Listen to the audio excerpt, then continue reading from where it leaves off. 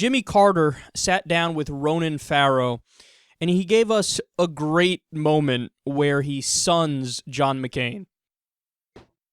John McCain, reaching for the worst possible insult for President Obama earlier this year, said this: "I have never seen anything like this in my life. I thought Jimmy Carter was bad, but he pales in comparison to this president, in my opinion."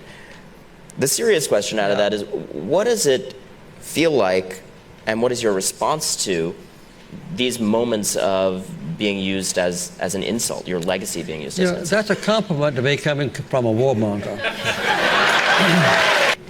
I was lucky enough when I was president to keep our country at peace and to provide peace for others. I was lucky enough to go through my 4 years. We never dropped a bomb. We never fired a missile. We never shot a bullet. I really like this clip for multiple reasons. Number one, I had heard that before from others, the idea that Jimmy Carter never fired a shot, never used a missile, never did any violence. And I never repeated that on the show here because while I heard it, I wasn't 100% sure it's true because I know the history of U.S. foreign policy after World War II, and by and large, every president was involved in some sort of mission somewhere, even if it was the CIA, toppling some third world government nobody ever heard of. It was always somebody doing something. So when I heard it this time, I said, you know what, let me go and check, look this up, see if that's true, and if it is true, I want to give Jimmy Carter so much credit because a post-World War II American president not doing something in terms of foreign policy, not engaging in war or violence, it's unheard of, right? Turns out it's true. The U.S. was engaged in 2 missions when he was president, but they, by no stretch of the imagination, was violence involved. So it's true. He never fired a shot when he was in office. And that deserves a lot of credit, man. My, judgment of Jimmy Carter just got a lot better, and it was good to begin with, but now it's, I have nothing but admiration for him because that is, honestly, that's one of those measures of success for a president that the common people like us have, like, oh, did you have this thing called peace when you were in office?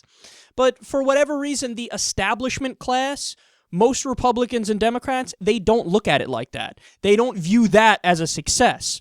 They have more imperialistic goals. They're like, well, we want to set up a new regime in wherever, Costa Rica, to make them kind to us and to help our corporations, yada, yada.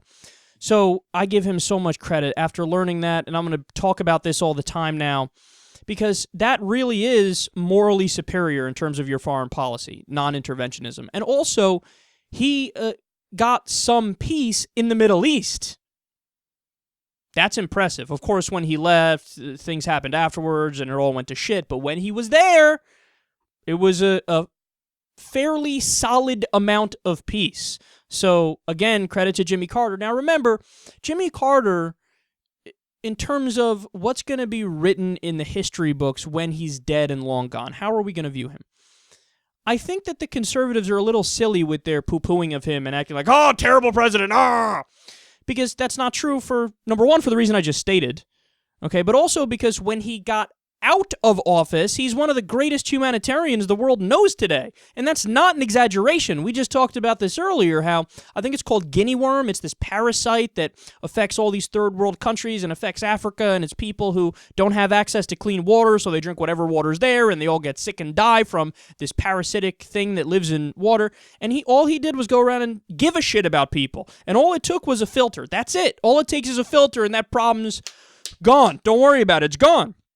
So he went around, he taught people how to use this filter, he taught people the science behind it, and now all these places we've basically eradicated guinea worm.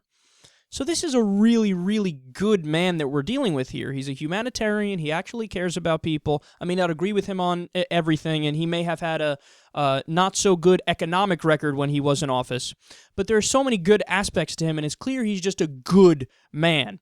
But most importantly, truer words have never been spoken about John McCain.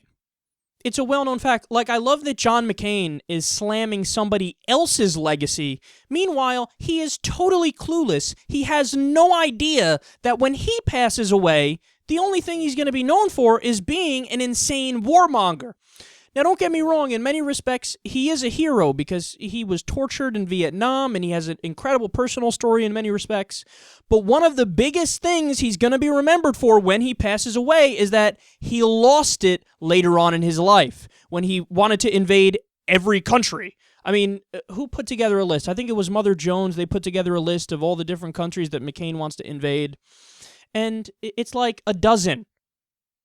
You're not going to be remembered positively, John, if that's the legacy that you want to leave. So settle down a little bit, son, on criticizing other people's legacies.